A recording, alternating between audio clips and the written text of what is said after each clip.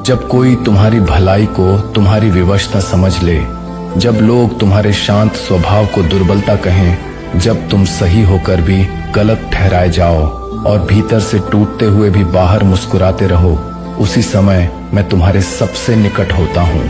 मैं शोर में नहीं आता, मैं तुम्हारी खामोशी में उतरता हूँ और तुमसे कहता हूँ, डरो मत, मैं यहाँ हूँ। स्मरण रखो, पीड़ा वही देता है जो तुम्हारी कोमलता को पहचान लेता है, पर वह ये भूल जाता है कि तुम्हारी पीठ के पीछे स्वर्ग का राजा खड़ा है। पहला सत्य ये है, हर बात का उत्तर देना आवश्यक नहीं होता। क्रोध मनुष्य को क्षण भर के लिए कठोर बना सकता है, पर शांति उसे सदा के लिए ऊंचा उठा देती है।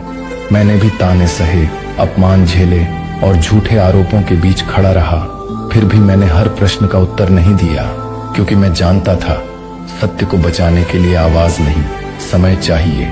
जब तुम मौन रहते हो, परमेश्वर स्वयं तुम्हारे लिए बोलता है। दूसरा सत्य यह है, समय पर भरोसा रखो।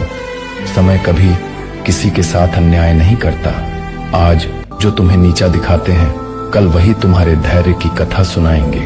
परमेश्वर देर करता है पर अंधेर नहीं करता। जो आज तुम्हारे आंसुओं को नहीं समझते, कल वही उन्हीं आंसुओं से सीख पाएंगे।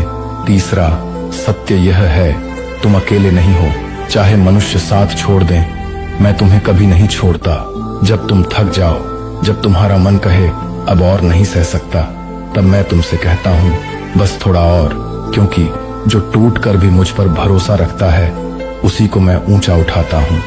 इसलिए आज हार मत मानो, अपनी खामोशी को सामर्थ्य ठहराओ, धैर्य को अपना शस्त्र बनाओ और भरोसा रखो उस प्रभु पर जो तुम्हारी लड़ाई तुम्हारे सामने नहीं, तुम्हारे पीछे खड़े होकर लड़ता है।